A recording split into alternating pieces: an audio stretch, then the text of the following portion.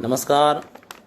न साधुवादो मुनिकोपभर्जिता नृपेन्द्रपुत्रा इति सत्वधामने कथम तमोरोषमयं निशा विभाव्यते जगत पवित्रात्मनि खेप रजो भुवः। नमस्कार आप सभी लोगों का फिर से। अब हम व्याख्यान माला के अगले चरण में प्रवेश करेंगे। कल चल रहा था कि 14 उपायों से किस तरह से अनेक अर्थ वाले शब्द को नियंत्रित किया जाता है। प्रकरण वही चल रहा है। उसमें संयोग आदि की तो बात तो हो गई थी और हम पहुँचे थे पातवो दयिता मुखम इति सामुख्ये, यानी दयिता का मुख आपकी रक्षा करे, पत्नी का मुख आपकी रक्षा करे।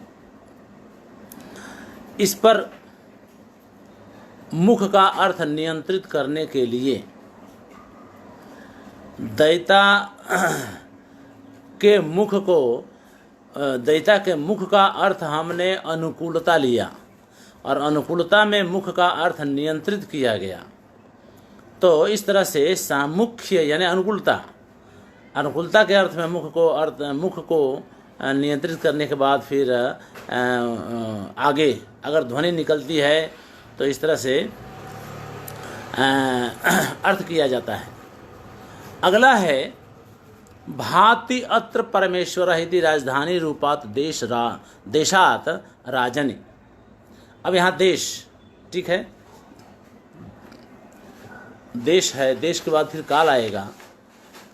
तो यहाँ पर सामर्थ्य तो हो गया, उसके बाद देश कह रहे हैं कि अत्र यहाँ पर भात यानी सुशोभित हो रहा है, परमेश्वर यानी परमेश्वर यहाँ सुशोभित हो रहे हैं। अब ये बात जो है राजधानी रूप देश में कही जा रही है, इसलिए परमेश्वर का अर्थ आपको लेना है राजा। वैसे परमेश्वर तो शंकर को कहा जाता है, परम ईश्वर हैं, महादेव हैं, इसलिए।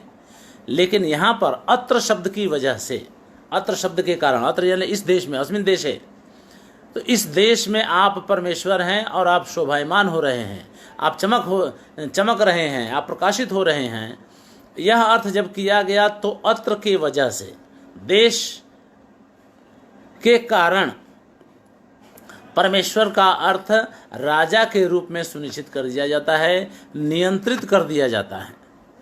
ठीक है। अन्यथा तो परमेश्वर के बहुत सारे अर्थ हैं, शंकर भी उसमें शामिल है, और भी जो परमेश्वर हैं यानी परम ईश्वर हैं वो सभी परमेश्वर हो सकते हैं। यहाँ राजा के लिए इसका अर्थ नियंत्रित कर दिया जाता है इस आधार पर कि इस वाक्य में अत्र शब्द का प्रयोग हुआ है जो किसी देश का और उसकी राजधानी का वाचक है। इसलिए परमेश्वर शब्द का अत्र राजा के रूप में नियंत्रित कर दिया गया। अब आगे चलें। चित्रभानुर्विभाति, काल। ठीक है।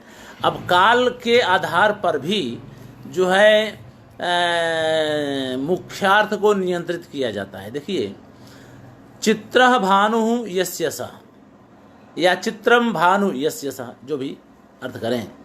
भानु यानी प्रकाश, चित्र यानी अलग अलग रंग के, विचित्र या बिरंगे, रंग बिरंग जिसके प्रकाश हों, रंग बिरंगे जिसके प्रकाश हों, उसको चित्र भानु कहा जाता है।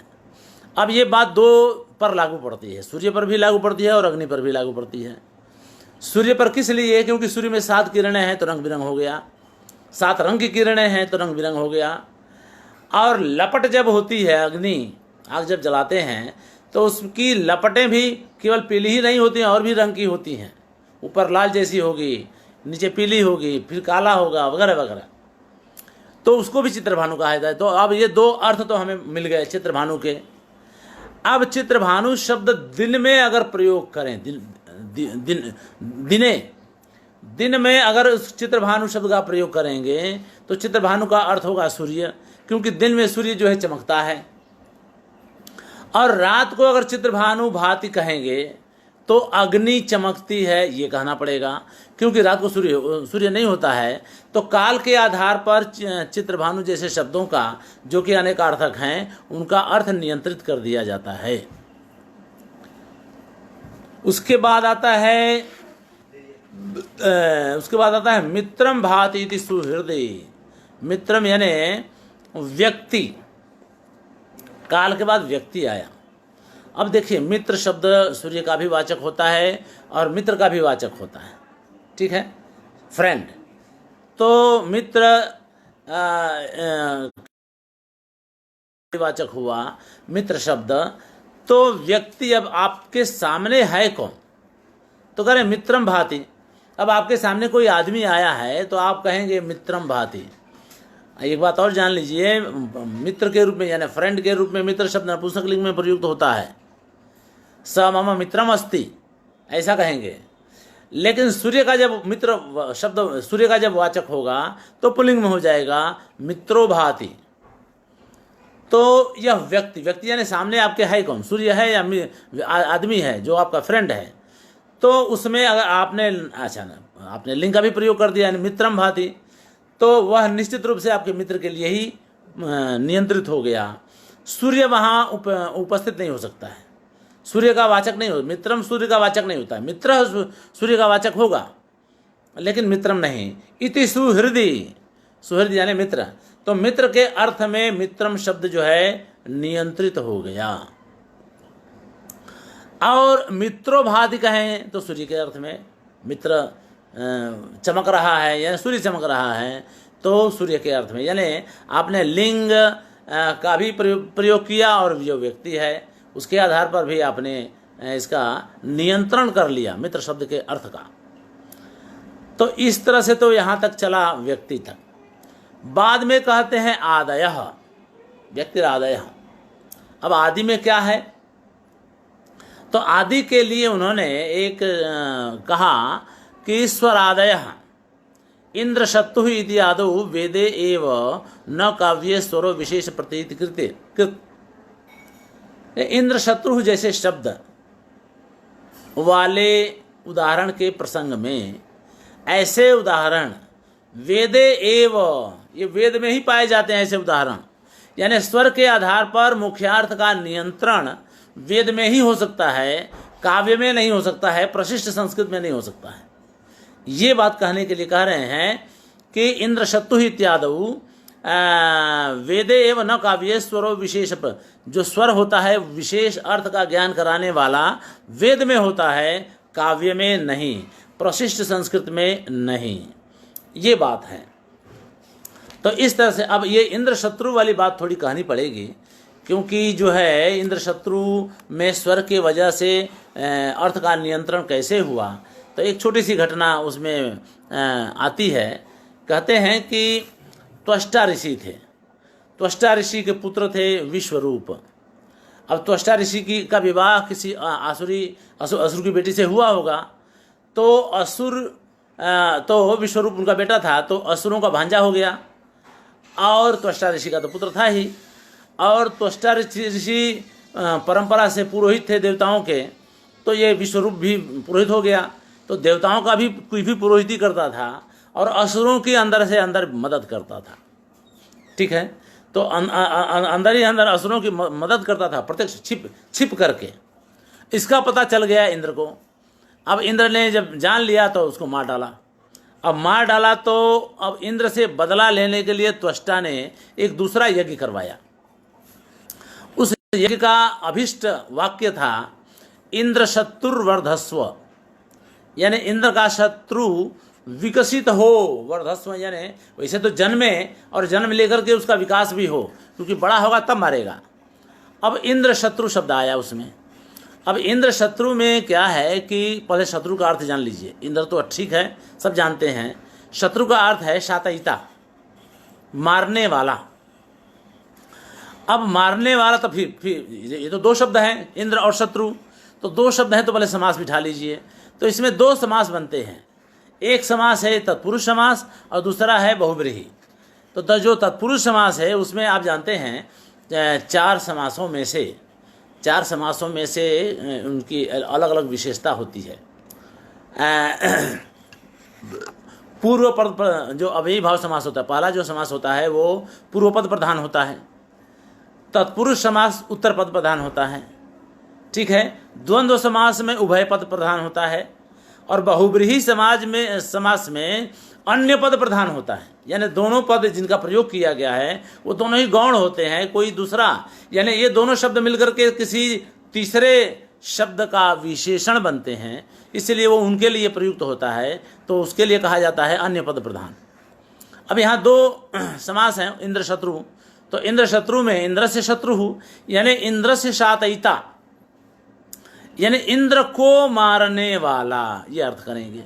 तत्पुरुष समास होगा तब, और बहुब्रीहि समास करेंगे तब अर्थ होगा इंद्र शत्रु, यानी इंद्र शातयिता यस्य सह, यानी इंद्र जिसको मारने वाला है उस लड़के का विकास हो, ठीक है ना। पहले वाले में तत्पुरुष समास में इंद्र को मारने वाले का जन्म हो या उसका विकास हो, तत्पुरुष समास में अर्थ हुआ, और बहुब्रीहि समास में अर्थ हुआ इंद्र जिसको मारने वाला है उसका विकास हो, उसका जन्म हो। अब ऐसी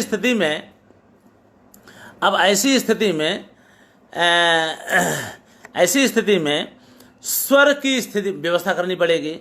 तो कह रहे हैं कि तत्पुरुष समास वेद में तब होगा जब अंत उदात्त होगा, यानी अंतिम स्वर को, शत्रु में जो ऊ है उसको उदात्त करें। अब देखिए उदात्त वगैरह आप जानते तो होंगे, लेकिन थोड़ा परिचय करवा दें आपको। स्वरों के 18 भेद होते हैं।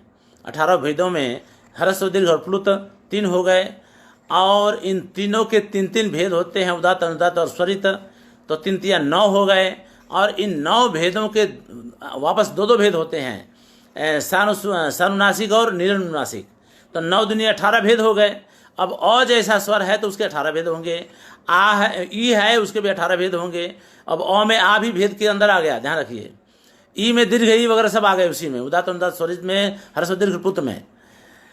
तो जो ऊ है, अब इन तीनों के, यानी ह्रस्व दीर्घ और प्लुत तीनों के उदात्त अनुदात्त और स्वरित 3 होते हैं।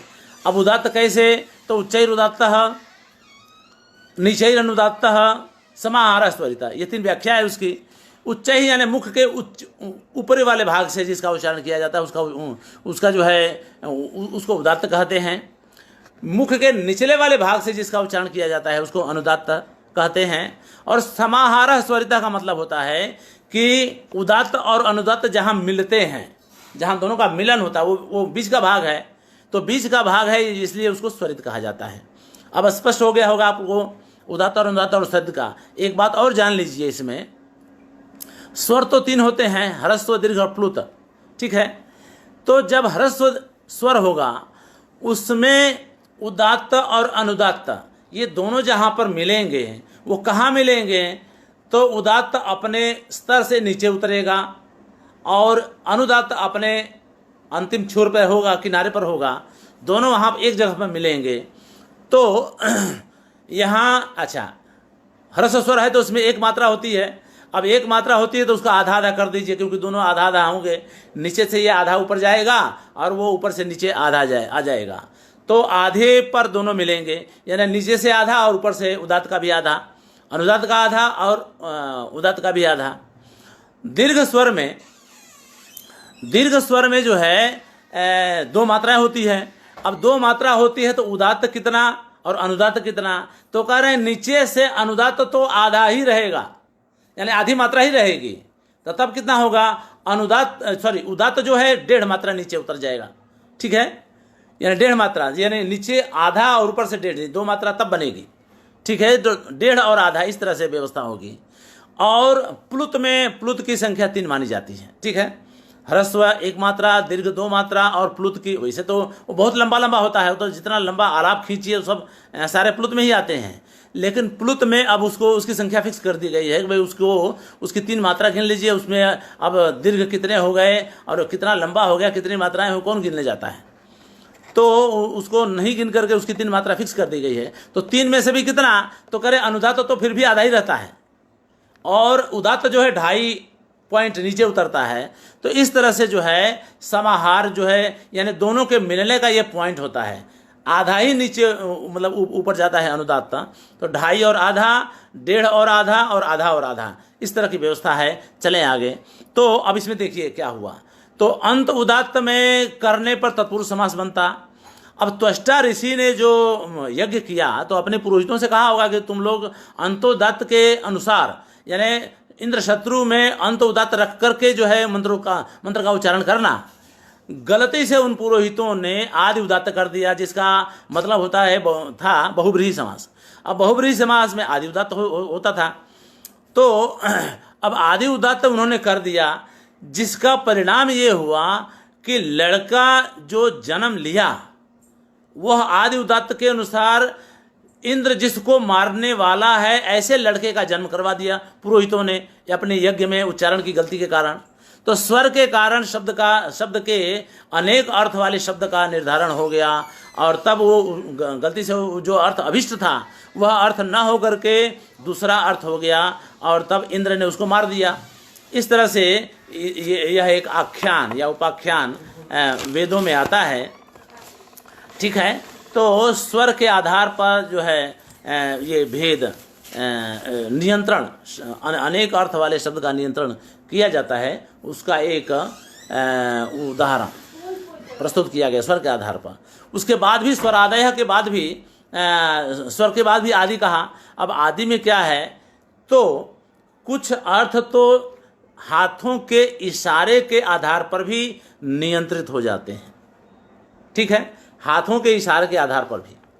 आदि ग्रहणात इद्दह में तत्थणिया, इद्दह में ते ही अच्छी बत्ते ही, इद्दह में तावत्था, इद्दह में ते ही दिए ही। बहुत अच्छा है, प्राकृत का एक की गाथा है, लेकिन देखिए कितना सजीव, कितना जीवंत है। अरे क्या कहें, अब हाथ से दिखा रहा है, हाथ से। अरे इद्दह मित्ता, इतने इतने स्तनों वाली, इद्दह मित्त थणिया, यानी एतावत मात्र स्तनिका, इतने बड़े बड़े। अब वहाँ पर बड़ा अर्थ लेना है, अब बड़ा शब्द का प्रयोग तो नहीं किया गया, लेकिन आप अर्थ ले रहे हैं। ठीक है, किससे? हाथ के इशारे के आधार पर। इतने बड़े स्तनों वाली, इतनी बड़ी आंखों वाली, वो भी हाथ से इशारा करके बता रहे हैं, इतने बड़े बड़े आंखों वाली। इद्दह मित्तावत्था, इतनी अवस्था वाली, इतने ही दिनों में होगा। अब देखिए, पहली लाइन में तो बड़ा दिखाने के लिए एतावत कहा, दूसरी लाइन में छोटा दिखाने के लिए एतावत कह दिया। इतनी हो गई, इतने ही दिनों में इतनी हो गई।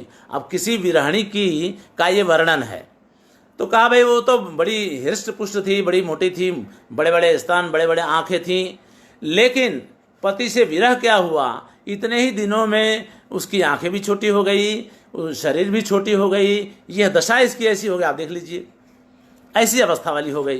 तो हाथ के इशारों से भी शब्दों के अर्थ का नियंत्रण होता है, इसका इन्होंने यहाँ पर उदाहरण दिया। ठीक है, इत्यादौ अभिनयादय, अभिनय से भी, यानी हाथ के इशारे से भी, हाथ के इशारे से का मतलब हुआ अभिनय करके। तो ये अभिनय आदि भी अर्थ के, शब्द के अर्थ का निर्धारण करते हैं या नियंत्रण करते हैं, इसका ये उदाहरण है। अब आगे चलें। इत्थम संयोगादि भी अर्थांतराभिधायकत्वे निवारिते अपि अनेकार्थस्य शब्दस्य यत् क्वचित् अर्थांतर प्रतिपादनम तत्र न अभिधा नियमनात् तस्याः न च लक्षणा मुख्यार्थ बाधादि अभावात् अपितु अंजनम व्यंजनम एवं व्यापारः। देखिए, इत्थम यानी इस प्रकार, आप देखिए 14 प्रकार उन्होंने जो बताए संयोग आदि, तो कह रहे इस प्रकार संयोग आदि के द्वारा। ठीक है, संयोग आदि, संयोग भी प्रयोग वगैरह जो बात अभी चली अभी तक, स्वर तक, स्वर के क्या अभिनय तक, हाथों के इशारों तक जो बात चली, इनके द्वारा दूसरे अर्थों का अर्थांतर अभिधायकत्व निवारिते, यानी दूसरे अर्थों का निवारण किए जाने पर। ठीक है, निवारित यानी टाला गया, यानी जितने भी अर्थ हो सकते हैं बाकी सभी अर्थों को टाल दिया गया, केवल एक अर्थ में उसको नियंत्रित कर दिया गया। ऐसा करने के बाद भी अनेक अर्थ से शब्द से, अनेक अर्थ वाले शब्द का जो यत यानी जो, क्वचित यानी कहीं कहीं, अब हर जगह तो ध्वनि नहीं होती है, तो कह रहे हैं कहीं कहीं अर्थांतर प्रतिपादनम, दूसरे अर्थ का प्रतिपादन हो जाया करता है, ये कह रहे हैं। ठीक है, सब जगह जहाँ जहाँ प्रयोग करेंगे वहाँ वहाँ ध्वनि होगी ऐसा नहीं होता है, पर क्वचित यानी कहीं कहीं तो होता ही है। तो जहाँ होता है वहाँ पर उसके पहले स्थिति क्या थी, तो संयोग आदि से उसके अर्थ को नियंत्रित कर दिया गया, बाकी के अर्थों को टाल दिया गया, एक अर्थ में उसको फिक्स कर दिया गया। और ऐसे ये सब करने के बाद अनेक अर्थ वाले शब्द का जब कहीं कहीं दूसरे अर्थ में प्रतिपादन किया जाता है, तब तत्र न अविधा नियमनात्, क्योंकि वहाँ अविधा तो होती नहीं है, क्योंकि अविधा को तो पहले से ही नियंत्रित कर दिया गया है संयोग आदि के द्वारा। ठीक है, तो वहाँ पर नियमन होने से वहाँ अविधा नहीं हो सकती है। एक न च लक्षणा, वहाँ लक्षणा भी नहीं हो सकती है। क्यों? क्योंकि मुख्यार्थ बाधादि अभावात, वहाँ पर मुख्यार्थ की बाधा नहीं, मुख्यार्थ बाध नहीं होता है, वहाँ पर उसका अभाव होता है। क्योंकि तीन चीज चाहिए ना, मुख्यार्थ बाध तदयोग और रूढ़ि अथवा प्रयोजन, इन सब का वहाँ अभाव होता है, इसलिए लक्षणा भी नहीं मान सकते हैं। तो तब क्या मानते हैं, तो बोले अपितु बल्कि अंजनम व्यंजनम एवं व्यापार, बल्कि वहाँ अंजन व्यापार होता है या व्यंजन व्यापार होता है। एवं का मतलब वही होता है और कुछ नहीं होता है। ही के साथ ही का मतलब जोड़ देना। तो इस तरह से उन्होंने कह दिया कि भाई व्यंजन व्यापार के अलावा भाई सारे अनेक अर्थ वाले शब्दों का एक अर्थ में नियंत्रण करने के बाद, इसके बावजूद भी जब कहीं कहीं आप अन्य अर्थ लेते हैं, दूसरा अर्थ लेते हैं, तो वहाँ दूसरा अर्थ का प्रतिपादन करने में आपको अंजन व्यापार ही साधन बनता है, वही काम करता है। दूसरा कोई व्यापार नहीं होता है, अविधा व्यापार नहीं हो सकता है, क्योंकि उसका नियंत्रण पहले ही हो चुका है। अविधा शक्ति से लक्षणा नहीं हो सकती है, क्योंकि मुख्यार्थ बाधा नहीं होते हैं, उसका अभाव है। अब इस तरह से जो है व्यंजन व्यापार ही वहाँ लागू पड़ता है। अब जब इतना कह दिया तो उदाहरण भी दीजिए। तो उदाहरण दीजिए, तो उदाहरण आप दे रहे हैं, देखिए। भद्रात्मनो दुरधिरोह तनोर विशाल वंशोन्नतेः कृतशिली मुख संग्रहस्य यस्यानुपप्लुतगतेः परवारणस्य दानाम्बुसेक सुभगः सततम करो भूत। ये है उदाहरण। बड़ा बढ़िया श्लोक है। एक राजा की प्रशंसा की जा रही है। अब राजा की प्रशंसा की जा रही है, तो इसमें ये सारे शब्द श्लिष्ट हैं, यानी सभी शब्दों से दो दो अर्थ निकलेंगे। तो श्लेष अलंकार तो हो ही जाएगा, श्लेष अलंकार भी बनेगा, उपमा अलंकार भी बनता है। लेकिन उपमा अलंकार यहाँ पर व्यंग्य है। आप जानते हैं आगे चल के आप ध्वनि के देखिए, हम ध्वनि के भेद जरा आपको दिखा दें, हम तैयार किए हुए हैं। तो मुझे लगता है कि मैं आपको दिखा दूं ताकि आपको एक मोटा मोटी ख्याल आ जाए। मुझे लगता है कैमरे में हो नहीं रहा। अब जरा देख लीजिएगा, थोड़ा सा ध्यान से देख लीजिएगा आप लोग, क्योंकि हमारी एक मर्यादा भी है दिखाने की। तो इस तरह से जरा सॉरी रुक जाइए, मैं इधर से देखता हूँ। हाँ, अब देख लीजिएगा, क्योंकि ये है, ठीक है। तो कहीं कहीं ध्वनि जो है अलंकार जो है ध्वनि से प्राप्त होती है, कहीं वाच्य होती है और कहीं व्यंग्य होती है, कहीं लक्ष्य भी होती है। ये सब चीज़ें बाद में आएगी आगे। लेकिन यहाँ देखिए,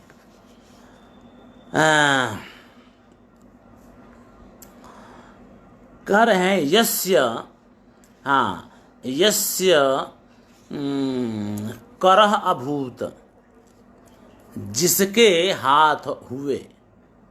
ठीक है, जिसके हाथ हुए। अब यह पहले तो देखिए, अर्थ तो इन सब में से दो दो अर्थ निकलेंगे, लेकिन राजा परक अर्थ पहले कर लिया जाए, उसके बाद हाथी परक अर्थ करेंगे, व्यंजना कहाँ बनती है वो देखेंगे।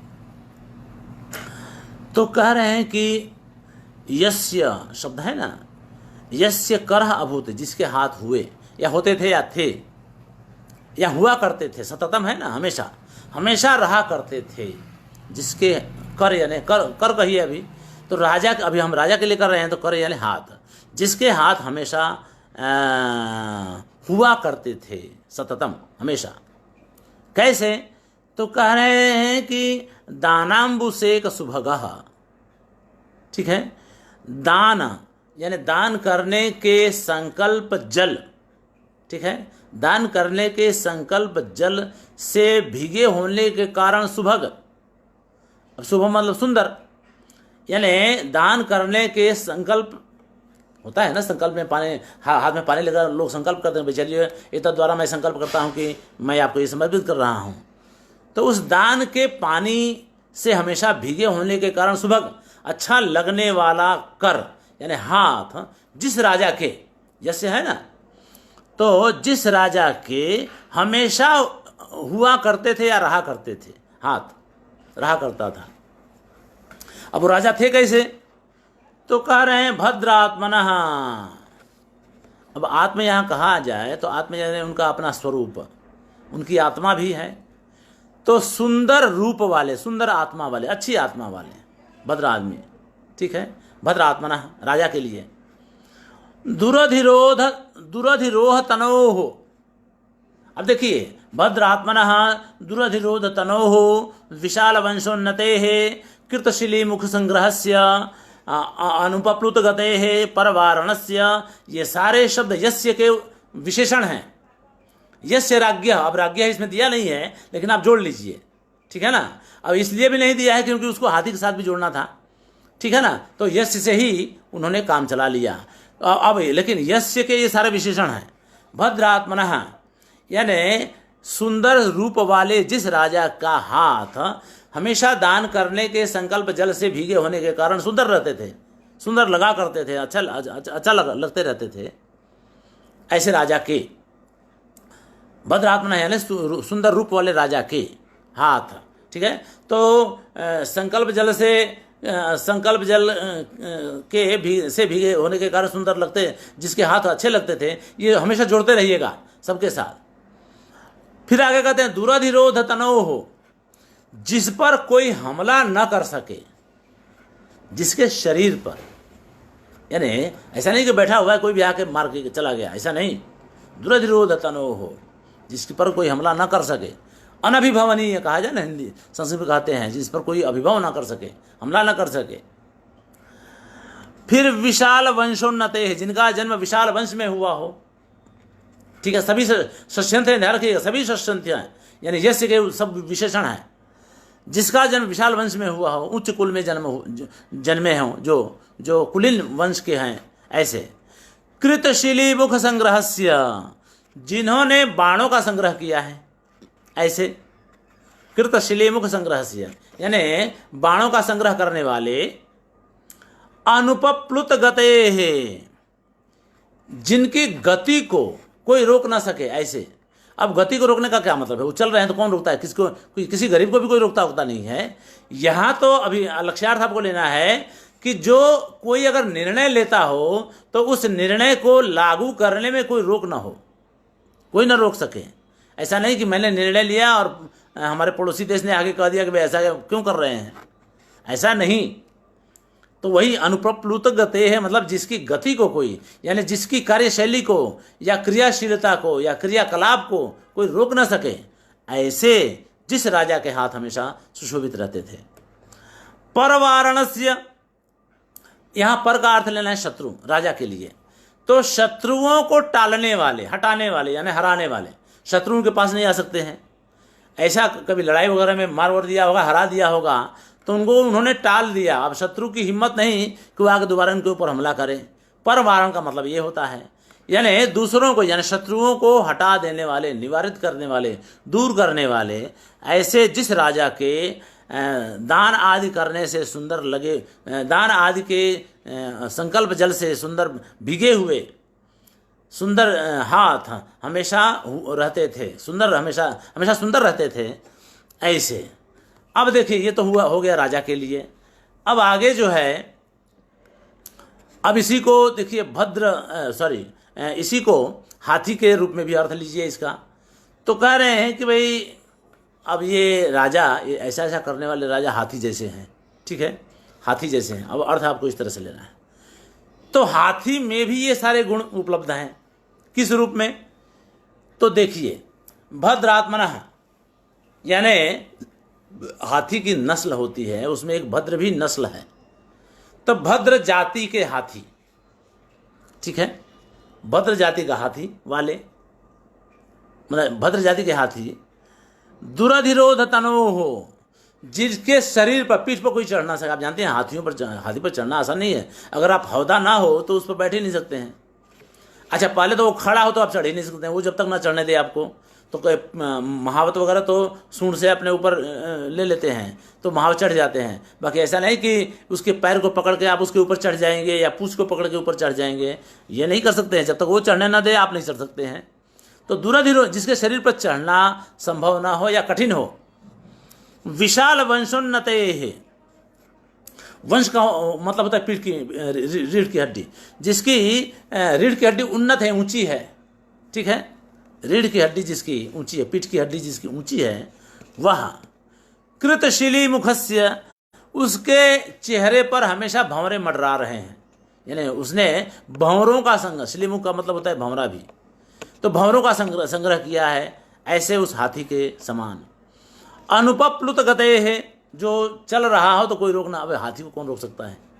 कहते हैं ना कि हाथी चली जाती है और कुत्ते भौंकते रहते हैं, कुत्ते लाख भौंके, हाथी रुकती थोड़े है। कहना यह है कि जिसकी गति को कोई बाधित न कर सके, ऐसा हाथी। और परवारण, पर का दूसरा, पर का एक अर्थ तो राजा के मामले में शत्रु कर दिया, और दूसरा अर्थ लेना है आपको उत्तम, उत्तम हाथी रूप, ठीक है। भद्र आत्मन तो है ही, उत्तम भी है। उत्तम का मतलब उच्च उच्च। आप जानते हैं हाथियों के मामले में उस दिन कहा था, अफ्रीकन हाथी बड़े बड़े होते हैं, एशियन हाथी छोटे होते हैं आकार में। लेकिन एशियन हाथियों में भी जो बड़े अच्छे अच्छे जो पुरुष हाथी होता है वो बहुत विशालकाय होता है, वो भी बहुत विशालकाय होता है। तो वही परवारण, उत्तम हाथी, ऐसे उस जिस हाथी का दानाम्बुसेक, अब दान का मतलब होता है मद, हाथियों के जो मद झरते हैं उसको भी दान कहा जाता है। राजा के मामले में तो दान देना हुआ, और यहाँ दान का मतलब मद जो झरता है ना उसके गंडस्थल से, उसके अम्बु से, यानी मद के, दानाम्बु यानी मद का पानी, तो मद के पानी से भीगे होने के कारण सुंदर लगता है। वो टपका रहता है, एक लाइन सी बनी रहती है उसके गंडस्थल पर, पूरा यहाँ तक सूंड तक भीग जाता है उसकी वजह से। तो इसके मद के पानी से भीगे होने के कारण हमेशा उसका हाथ गीला ही रहता था, इसलिए सुंदर भी लगता था, ऐसे उस हाथी को। अब ये दो बातों को कह दिया, तो कहने का क्या मतलब है, आप इस तरह से क्यों कह रहे हैं हाथी पर। तो फिर उपमा के लिए अब यहाँ उपमा लाएंगे आप। अब उपमा अलंकार वहाँ, अब जानते हैं अलंकार, जब अलंकार्य हो तो फिर वो ध्वनि है, और ध्वनि है इसलिए वही मुख्य है, ठीक है, वही प्रधान है। अलंकार जब तक गौण रूप में है, शोभादायक है, तब तक तो ठीक है। लेकिन अगर वो अलंकार्य है तब समझिए कि वही ध्वनि है और वही काव्य की आत्मा भी है। तब वो बाहरी श्रृंगार वगैरह की तरह जो आभूषण हम पहनते हैं कानवान में, उस तरह का वो अलंकार नहीं है। यहाँ अलंकार ध्वनि है, ठीक है, ध्यान रखिए। अलंकार ध्वनि का मतलब वो यहाँ पर अलंकार ध्वन्य है, ध्वनित है, इसलिए उसको अलंकार्य कहेंगे। अलंकार कभी अलंकार्य भी होता है। देखें, भद्रात्मनः, यानी जिस प्रकार हाथी उत्तम कोटि का होता है, उच्च कोटि का होता है, भद्र जाति का होता है, उसी प्रकार यह राजा भी सज्जन हैं, अच्छे रूप वाले हैं। इस तरह से अर्थ बिठाते चलना है आपको।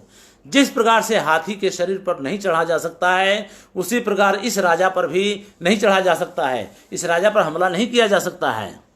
जिस प्रकार हाथी की पीठ ऊंची है, उसकी रीढ़ की हड्डी ऊंची है, उसी तरह से यह राजा विशाल वंश में जन्मा हुआ है। अब पेरिटी हर जगह फिट नहीं बैठ रही है, लेकिन आपको इसी तरह से अर्थ करना पड़ेगा।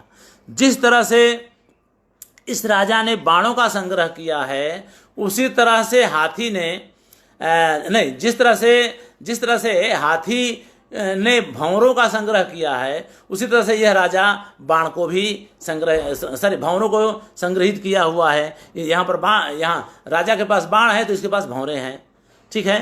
तो शिलीमुख के दो अर्थ श्रेष्ठ अलंकार के आधार पर लिया जा रहा है। अनुपप्लुत, जिस तरह से हाथी को कोई रोक नहीं सकता, हाथी की गति को कोई रोक नहीं सकता है, उसी तरह से इस राजा के क्रियाकलाप को, कार्य को, निर्णय को लागू करने को कोई रोक नहीं सकता है। जिस तरह से यह हाथी उत्तम हाथी है, उसी तरह से इस राजा ने अपने शत्रुओं का निवारण कर दिया है, दूर कर दिया है या नष्ट कर दिया है। ऐसे इस हाथी जैसे इस राजा के हाथ जिस तरह से उस हाथी के मध झरने की वजह से उसके सूंड हमेशा सुशोभित लगते हैं, अच्छे लगते हैं, उसी तरह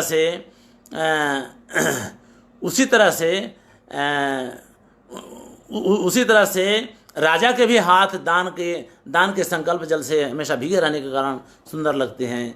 ये बात है, ठीक है। तो अब इस तरह से ये जो है, आप देखिए इसमें ध्वनि तो है ही, आपने देख लिया, उपमा अलंकार है, वो उपमा अलंकार्य है, ठीक है। अब चलें आगे। तो तदयुक्तो व्यंजका शब्द, तदयुक्तो यानी व्यंजन युक्त, व्यंजन से, व्यंजन व्यापार से युक्त जो शब्द है वह शब्द है, ठीक है। तो उसको व्यंजक शब्द कहा जाए, ठीक है ना। तदयुक्तो व्यंजका शब्द कहते हैं ना, यानी व्यंजन व्यापार से युक्त जो शब्द होता है उसको व्यंजक शब्द कहा जाता है। बात इतनी ही है, ये आप पढ़ चुके हैं, यहाँ अब आपको दोबारा कहने की जरूरत नहीं है। अब यत सो अंथार्तर युक तथा अर्थो भी व्यंजक तत्र सहकारितया मतः, यत ने क्योंकि, ठीक है। अब वहाँ तदयुक्तो व्यंजका शब्द कहा ना, यानी उससे युक्त, यानी व्यंजन व्यापार से युक्त शब्द है, इसलिए उसको व्यंजक कहा जाएगा। तो कहे यत यानी क्योंकि वह स अर्थांतर युक्त है, दूसरे अर्थ से युक्त है, ठीक है। तो दूसरे अर्थ से युक्त होने के कारण शब्द को व्यंजक तो आपने कह दिया, यानी व्यंजन व्यापार वाला होने के कारण शब्द को आपने व्यंजक कह दिया। अब आगे क्या, तो कह रहे हैं कि अर्थो भी व्यंजक तत्र सहकारितया मतः, जहां जहां शब्द व्यंजक होता है वहां वहां सहकारी तत्व के रूप में, मित्र के रूप में या सहायक के रूप में अर्थ भी होता है, इसीलिए अर्थ को भी व्यंजक कहा जाए, ये कहना है। अब यहां पर मुझे ध्वन्यालोककार आनंदवर्धन याद आते हैं, जिनकी 11वीं कारिका पहले उद्योत की मुझे याद है और मैं आपको सुनाऊंगा। और उस कारिका में उन्होंने कितनी क्लिष्टता है, उस क्लिष्टता की व्याख्या ममटाचार्य ने यहाँ की है। अब देखिए, मैं कारिका बताता हूँ। यत्रार्थ शब्दो वा तमर्थम उपसर्जनीकृत स्वार्थौ व्यंगतः काव्य विशेषः स ध्वनिरिति बुद्धि सूरिभिः कथितः। ये 11वीं कारिका है पहले उद्योत की, आनंदवर्धनाचार्य के ध्वन्यालोक की। उस ध्वन्यालोक में उन्होंने कहा यत्र यानी यस्मिन् काव्ये, जिस काव्य में यत्र अर्थः शब्दो वा, अर्थ अथवा शब्द, पहले तो व्याकरण का एक नियम जान लीजिए, वा शब्द संयोजक है और अव्यय है, च शब्द भी संयोजक है और अव्यय है, लेकिन दोनों में अंतर है कि जो च है वो दोनों को जोड़ता है और वा जो है दोनों को अलग करता है, का मतलब कि दोनों में से किसी एक को ले आता है। दो विकल्प तो दे दिया, लेकिन दोनों एक साथ नहीं है, दोनों अलग अलग हैं, या तो एक होगा नहीं तो फिर दूसरा होगा। वा शब्द से दोनों के प्रयोग का नियम भी एक ही जैसा है। अब दो विकल्प देते हैं तो रामो वा लक्ष्मणो वा सीता वा, इस तरह से वा 3 बार करिए, और नहीं तो रामो लक्ष्मणो सीता वा एक ही वा से अंत में जोड़ दीजिए तो सबके लिए वा हो जाता है, ठीक है। अब वाक्य अगर मान लीजिए बनाते हैं आप, तो रामो वा लक्ष्मणो वा सीता वा वनम गच्छति अर्थ बनाएंगे, वनम गच्छन्ति नहीं कर सकते हैं। क्यों? क्योंकि अर्थ बनता है राम अथवा लक्ष्मण अथवा सीता बन जा रहा है या जा रही है, तो वचन तो एक ही रहेगा ना, क्योंकि इन 3 में से कोई एक जा रहा है, तीनों नहीं जा रहे हैं, ठीक है। च से जोड़ेंगे तो रामश्च लक्ष्मणश्च सीता च वनम गच्छन्ति, च से जोड़ेंगे तो बहुवचन हो जाएगा, वा से जोड़ेंगे तो एक ही वचन रहेगा, क्योंकि विकल्प है तो विकल्प में का मतलब है जितने शब्द हैं उनमें से कोई एक लागू है, यानी एक ही वचन वहां लागू पड़ता है, ठीक है। व्याकरण का नियम है। यहां पर यत्र अर्थ शब्दो वा, यहां शब्द अथवा अर्थ अथवा शब्द, यत्र अर्थ शब्दो वा तम अर्थम उपसर्जनीकृत, उस अर्थ तम अर्थम उपसर्जनीकृत स्वार्थौ, ये उपसर्जनीकृत स्वार्थौ ध्यान रखिए, अपने अर्थ को स्वार्थौ विशेषण कर दिया, ध्यान रखिएगा। तमर्थम उपसर्जनीकृत स्वार्थौ, अब जब आप अर्थो वा शब्दों वा कहेंगे तो विकल्प करेंगे तो एक वचन में इसका विशेषण भी एक ही वचन रहेगा ना, लेकिन इसके विशेषण को उन्होंने द्विवचन में बना दिया। उपसर्जनीकृत स्वार्थौ द्विवचन किया, ठीक है ना, स्वार्था स्वार्थौ। और तम अर्थम इसको ले लीजिएगा अलग, उस अर्थ को यत्र अर्थ शब्दो वा उपसर्जनीकृत स्वार्थौ, यानी जिन्होंने अपने स्वार्थ को उपसर्जन कर दिया, गौण बना दिया हो, दबा दिया हो, ऐसे शब्द अथवा अर्थ अथवा ऐसे अर्थ अथवा शब्द तम अर्थम व्यंगतः उस अर्थ को व्यक्त करते हैं। अब देखिए व्यज धातु है, स्नम कौन सा गण होगा, स्नम स्नम लगाते हैं उसका विकरण प्रत्यय। अब मुझे उसमें मत जाने दीजिए, स्नम जोड़ दीजिए, न जोड़ दीजिए व्यंज। तो व्यनक्ति व्यंगता व्यंजंती, व्यनक्ष व्यंक्षा व्यंगथा व्यंगथा, व्यनज भी व्यंजवह व्यंजवह, इस तरह से रूप चलता है। तो जब एक वचन आपने वहाँ किया अर्थो वा शब्दो वा, तो तब आपको यहाँ पर व्यनक्त क्रिया रखनी चाहिए, तो आप द्विवचन का प्रयोग कर रहे हैं। आनंद वर्धनाचार्य से मैं कह रहा हूँ, व्यंगता है यानी द्विवचन का प्रयोग कर दिया।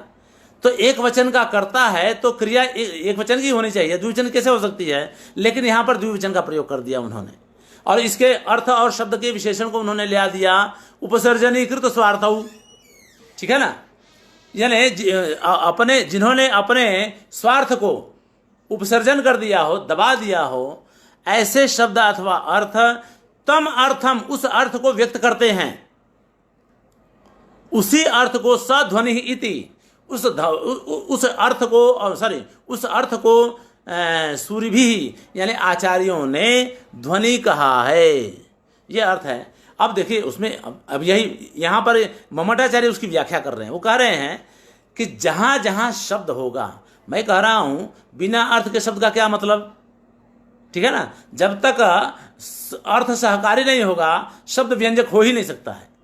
उसी तरह से अर्थ भी व्यंजक नहीं हो सकता है जब तक उसके साथ शब्द, अरे शब्द के सहारे ही तो अर्थ आता है ना। तो जहाँ जहाँ शब्द है वहाँ उसका सहकारी अर्थ भी है, इसीलिए वहाँ व्यंगता द्विवचन का प्रयोग किया आनंदवर्धन ने, और उसी को यहाँ पर कह दिया कि शब्द को व्यंजक तो कहिए, अर्थ को भी व्यंजक कहिए। ममटाचार्य यहाँ कह रहे हैं उसी बात को उपसर्जनीकृत स्वार्थौ जो विशेषण बना दिया, यानी जहाँ स्वर्थ है, शब्द है, वहाँ अर्थ भी उसके साथ में है, और जहाँ अर्थ है वहाँ पर शब्द भी उसके साथ में है। ऐसे में क्षमा करेंगे, ऐसे में उसका जो विशेषण बनेगा वह शब्द अकेले कहें तो अर्थ उसके साथ है, द्विवचन मान लीजिए, अर्थ कहेंगे तो उसके साथ शब्द है, उसको भी द्विवचन मान लीजिए, और ये मान करके विशेषण बना दीजिए उपसर्जनीकृत स्वार्थौ, और क्रिया भी उसके साथ जोड़िए, शब्दा व्यंगता कहिए क्योंकि शब्दार्थो व्यंगता है, उसी तरह से अर्थ व्यंगता कहिए क्योंकि शब्दार्थो व्यंगता है। इस तरह से उन्होंने वहाँ पर जस्टिफाई किया अपनी कारिका में आनंद वर्धनाचार्य ने, और उसी व्याख्या को, उसी कारिका को यहाँ व्याख्यात कर दिया। तो ये कह रहे हैं कि जिस प्रकार से शब्द व्यंजक होता है उसी प्रकार से उसका सहकारी अर्थ भी व्यंजक होता है, ये आप जान लीजिए। इतना कहने के बाद तथा इति व्यंजकः यानी अर्थ को भी व्यंजक कह दिया। इतना कहने के बाद दूसरा उल्लास अब यहाँ पूरा हो रहा है। आप लोगों को फिर से बहुत बहुत बधाई, बहुत बहुत धन्यवाद। आप लोग सुन रहे हैं, सहकार दे रहे हैं, हमारे उत्साह को बढ़ा रहे हैं। तो इस तरह से अब हम आगे चलेंगे तीसरे उल्लास में, ठीक है। तो अर्थ की बात तो उन्होंने कह दी, अब कह रहे हैं अर्थाः प्रोक्ता पुरा तेषाम्, ठीक है। तेषाम् इति शब्दानाम, तो कह रहे हैं कि शब्दों के अर्थ तो कह दिए गए हैं, है ना, सॉरी तेषाम का मतलब वाचक लाक्षणिक व्यंजकानाम, तो ये शब्द ही है ना। तो उन शब्दों के, अब 3 प्रकार के शब्दों के, त्रिविध शब्दों के अर्थ कह दिए गए हैं, कौन कौन से, वाच्य, लक्ष्य और व्यंग्य। और तेषाम किसके लिए आया, तो शब्दों के लिए, तेषाम शब्दानाम, कीदृशानाम शब्दानाम, तो वाच्य, वाचक, लाक्षणिक और व्यंजकानाम शब्दानाम अर्थाः प्रोक्ताः, अर्थ कह दिए गए, ठीक है। अब देखिए ऐसे तो शब्द है, अर्थ है, तो पहले ये अर्थ ले रहे हैं, शब्द वाली बात बाद में लेंगे। उसका कारण ये भी रहा होगा शायद कि अर्थ के मामले में 10 भेद हैं, उसके 10 भेद आते हैं। तो 10 भेद कहने के बाद वो छोटे में ही, थोड़े में ही निपट जाता है। तो निपट जाता है, इसलिए उन्होंने अर्थ की बात कर दी, अभी कर रहे हैं। क्योंकि अभिधा मूला जो व्यंजना है,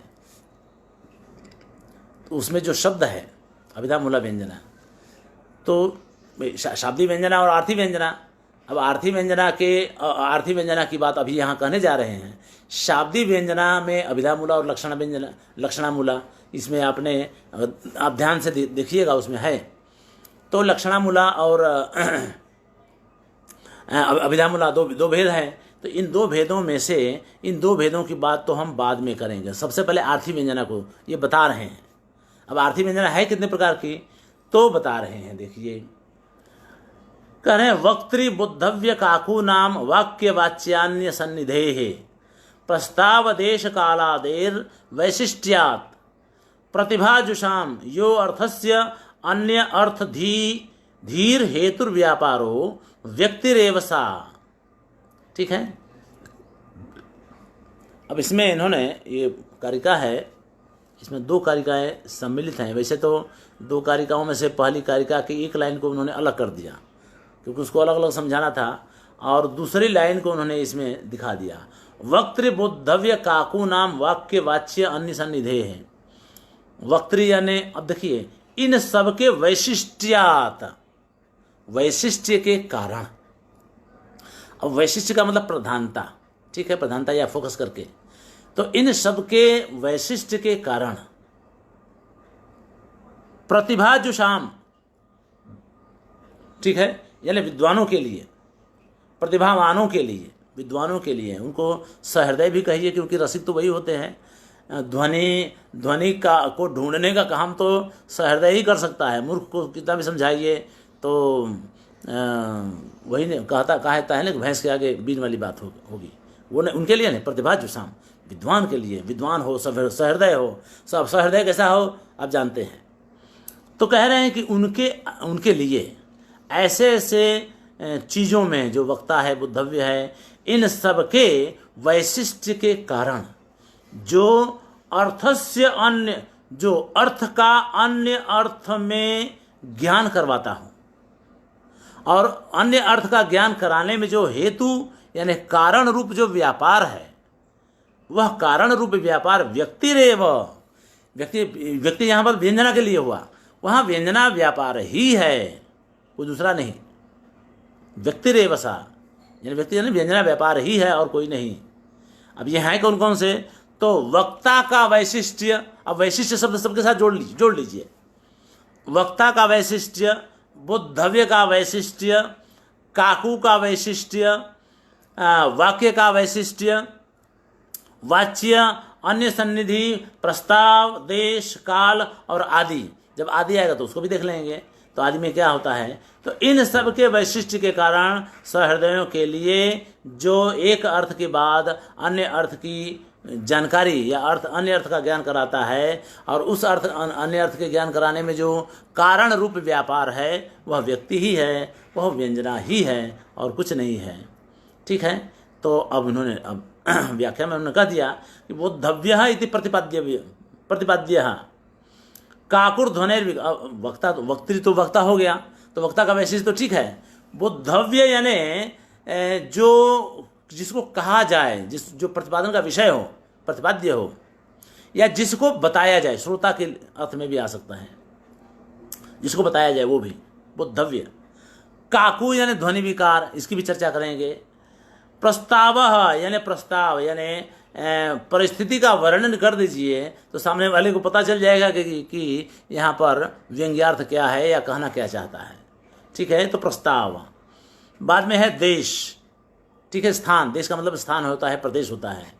और काल, काल भी समय भी, ठीक है, काल भी। इन सब के, और आदि तो है ही, तो आदि में देख लेंगे उसको भी।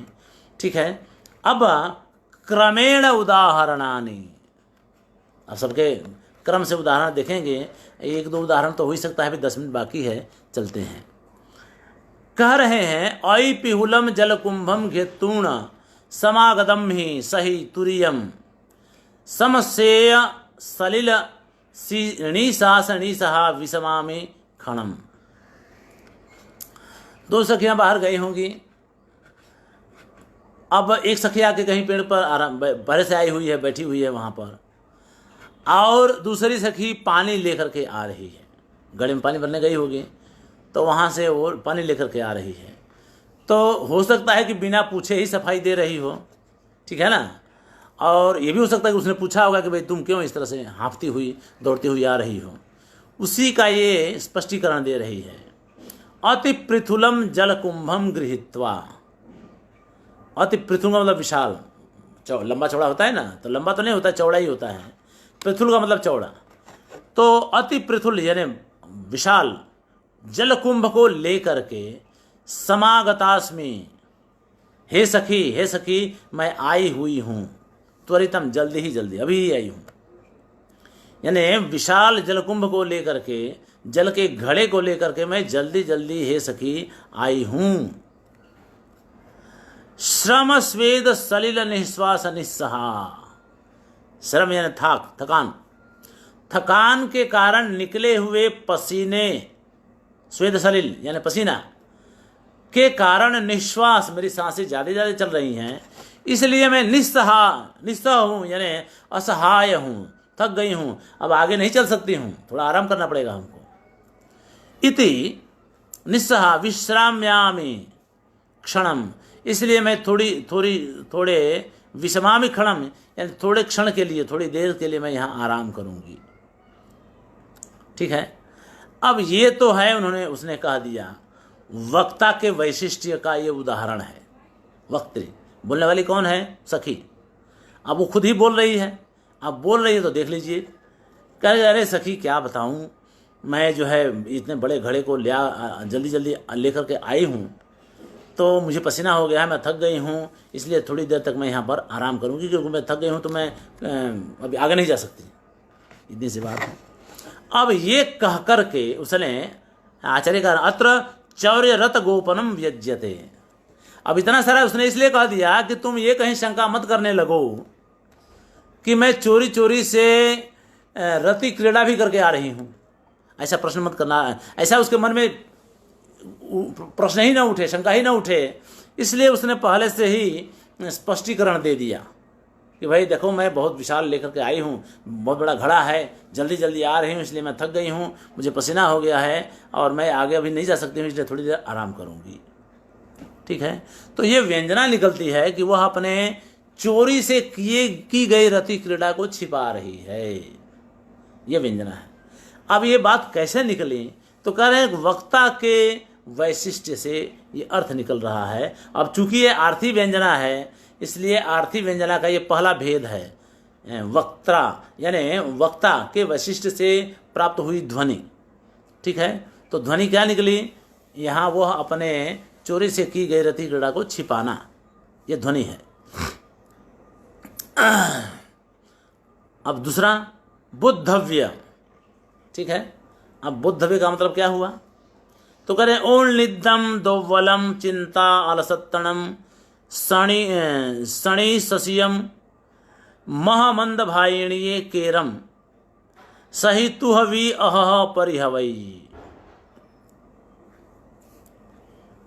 अब दो सखियां आपस में बात कर रही हैं। देखिए, धोखा देना तो आम बात है और ये सब चीज़ें ऐसी होती हैं कि हो ही जाती हैं। ठीक है। दो सखी, एक के प्रेमी से उसकी सखी ने अपना भी संबंध विकसित कर लिया। ठीक है। अब विकसित कर लिया तो जो व्यथा इसको हो रही है वही व्यथा उसको भी हो रही है। ये ताड़ गई, जो असली सखी, असली जो प्रेमिका है, वो समझ गई कि ये हमारी जो सखी है हमको ही धोखा दे रही है, हमारे ही प्रेमी से अपना संबंध विकसित कर लिया है, तो जो दशा मेरी होनी चाहिए थी अब ये उसकी हो रही है। तो उसको जताने के लिए, उसको बताने के लिए अब कह रही है औनिद्र्यम, ऊंघ का नहीं, नींद का नहीं आना, फिर दौर्बल्यम, दुबला हो जाना, ये सब मुझे होना चाहिए, इसको हो रहा है। चिंता, हमेशा चिंता, दुखी रहना। अलसत्वम, आलस, काम में मन न लगे उसको आलस कहें। और सनिश्वसितम, श्वास का तेज चलना, निश्वास तेज चले, सनिश्वसितम।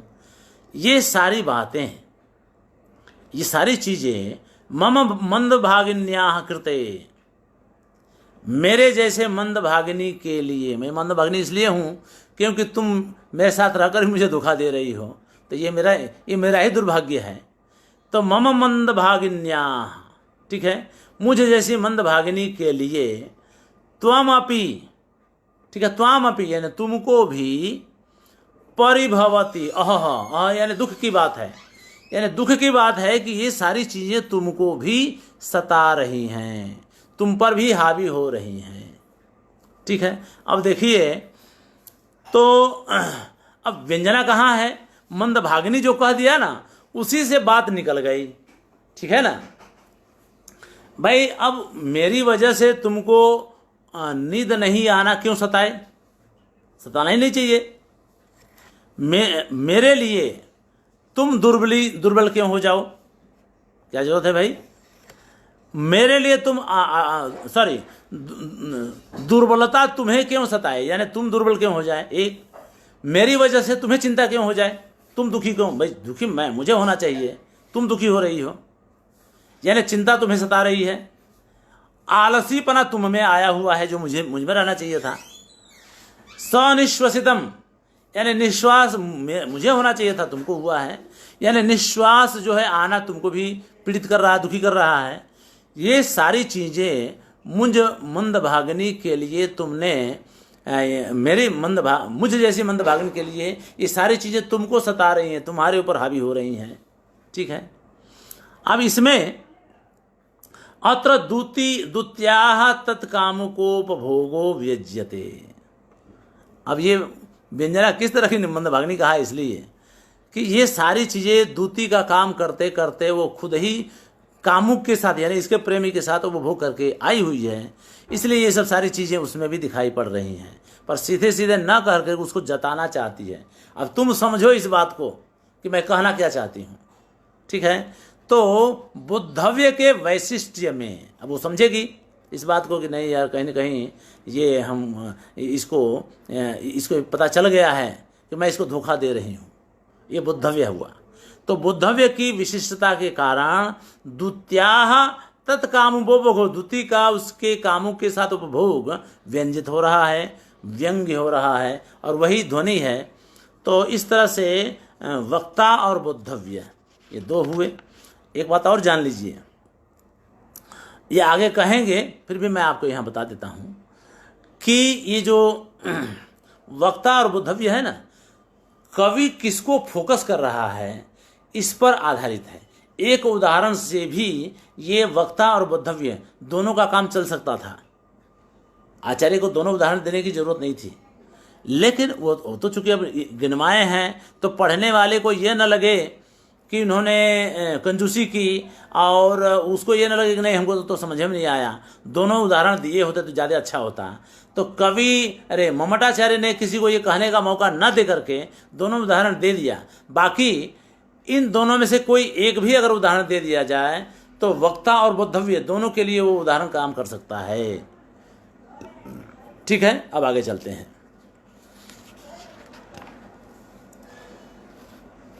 तथा भूताम दृष्ट्वा नृपसदसी, ठीक है, काकू आता है ना तीसरे नंबर पे, तो समय अब पूरा होने वाला है पर मैं बता दूं। तथा भूताम दृष्ट्वा नृपसदसी पांचालतनयाम वने व्याधैः सार्धम सुचिरम उषितम वल्कलधरैः विराटस्य आवासे स्थितम अनुचितारंभ निवृतम गुरु खेदम खिन्ने मयि भजति न अद्यापि गुरुषु। यह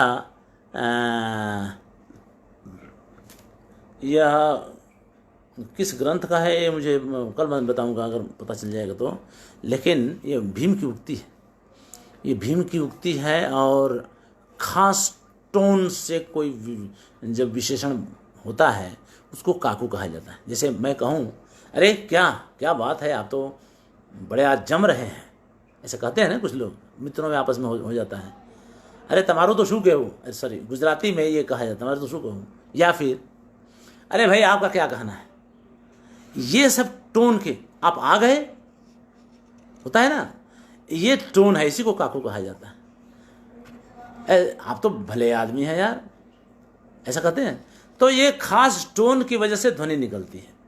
अब आप भले आदमी हैं का मतलब क्या हुआ, हमको तो जैसे आप आ गए, यानी इस समय आपको नहीं आना था या कोई उम्मीद नहीं थी कि आप यहाँ पर आ गए, और ऐसे में जब आ गए तो मुझे आश्चर्य हो रहा है। तो आश्चर्य को व्यक्त करने का, अब आश्चर्य यहाँ व्यंग्य है, काकू से, उसको कहते हैं काकुआक्षिप्त। काकू से आक्षिप्त जो अर्थ होता है उसको काकू ध्वनि भी कहा जाता है, उसको काकुआक्षिप्त ध्वनि कहा जाता है। तो काकू की बात अब यहीं पर रुकेंगे क्योंकि समय पूरा हो रहा है। मैं मर्यादा का उल्लंघन नहीं करूँगा। आप लोग को फिर से प्रणाम करते हुए और कल मिलने के लिए पुनर्दर्शनाय धन्यवाद, बहुत बहुत नमस्कार।